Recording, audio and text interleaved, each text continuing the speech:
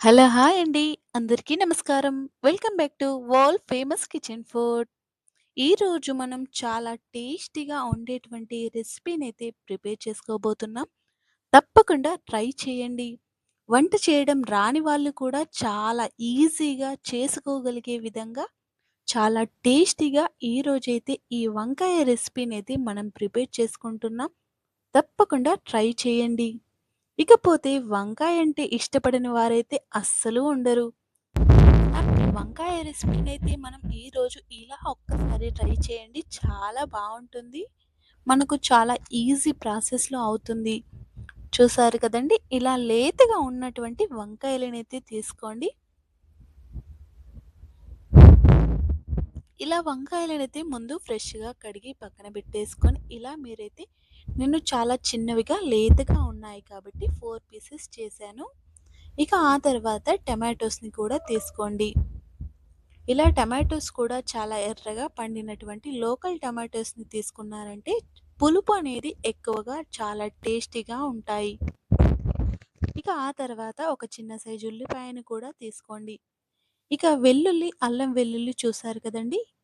ఇప్పుడే మనకు ఈ సీజన్‌లో దొరికేటువంటి అల్లం వెల్లుల్లి పేస్ట్ అనేది వేస్తున్నాను. ఈ రెసిపీకి మెయిన్ థింగ్ అంటే ఇదేనండి. మనం ఇంట్లో స్టోర్ చేసుకున్న అల్లం వెల్లుల్లిని వేస్తాం కానీ, ఇలా మనం ఫ్రెష్‌గా అప్పటికప్పుడే ప్రిపేర్ చేసుకుంటే చాలా బావుంటుంది.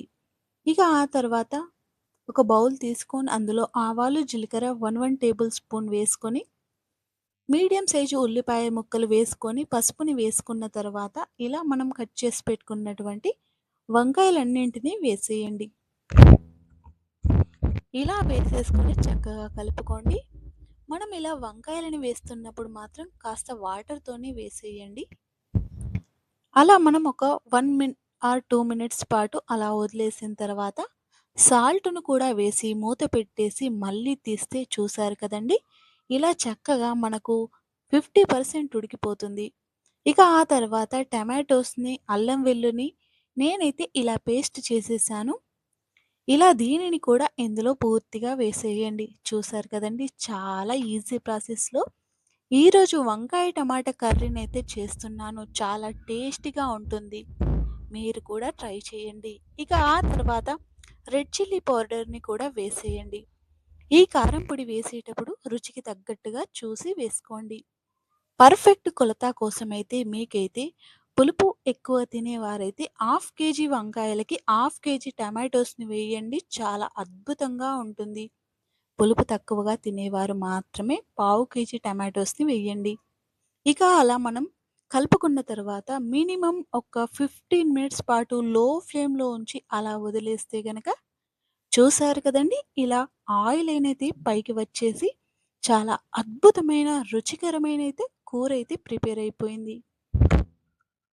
ఇక ఆ తర్వాత మనం చక్కగా చిన్నగా తరిగి పెట్టుకున్నటువంటి కొత్తిమీర ఆకునైతే వేసుకోండి. చాలామంది చివర్లో కొత్తిమీర ఆకును వేస్తారు. కానీ అలా వేయకండి. ఇలా కొత్తిమీర ఆకును ఇలా వేసేసిన తర్వాత, ఆ తర్వాత కూడా మనం మినిమమ్ ఒక 10 మినిట్స్ పాటు ఉడికించుకుంటేనే కొత్తిమీర ఫ్లేవర్ అనేది కర్రీలోకి వచ్చి అద్భుతమైన టేస్ట్ అయితే వస్తుంది. చూసారు కదండీ! ఎలాంటి మసాలాలు లేకుండా చాలా ఈజీగా అందరూ తినడానికి వీలుగా చాలా అంటే చాలా టేస్టీగా ఉంది. మీరు కూడా మీ ఇంట్లో ఇలా ఒక్కసారి ట్రై చేయండి. మనకు ఆఫీస్‌కి వెళ్ళేవారైనా, కాలేజ్‌కి వెళ్ళే వాళ్ళైనా చాలా ఈజీ మెథడ్‌లో ప్రిపేర్ చేసుకునే విధంగా ఉంటుంది. ఇక మనకు ఈ రెసిపీ అనేది చపాతీలోకి తీసుకున్న, రైస్‌లోకి తీసుకున్న, పూరీలోకి తీసుకున్న చాలా అద్భుతంగా ఉంది. మీరు కూడా ఇలా ఒక్కసారి చాలా సింపుల్ మెథడ్‌లో ట్రై చేయండి. చూసారు కదండీ! కర్రీ అయితే పూర్తి అయిపోయింది. ఇక మా వీడియో గనక మీకు నచ్చినట్లయితే తప్పకుండా లైక్ చేయండి, షేర్ చేయండి, సబ్స్క్రైబ్ చేసుకొని ఇలాంటి మరెన్నో రెసిపీస్ మీకు నోటిఫికేషన్‌గా వస్తాయి. ఇక మా వీడియోనైతే మీరు పూర్తిగా చూసినందుకు ధన్యవాదాలు. చివరి టిప్ ఏంటంటే అల్లం వెల్లుల్లి మాత్రం ఇలా ఫ్రెష్‌గా ఉన్న అల్లం వెల్లుల్లి పేస్ట్ మాత్రమే వేసుకోండి. చాలా అద్భుతంగా ఉంటుంది. Thank you.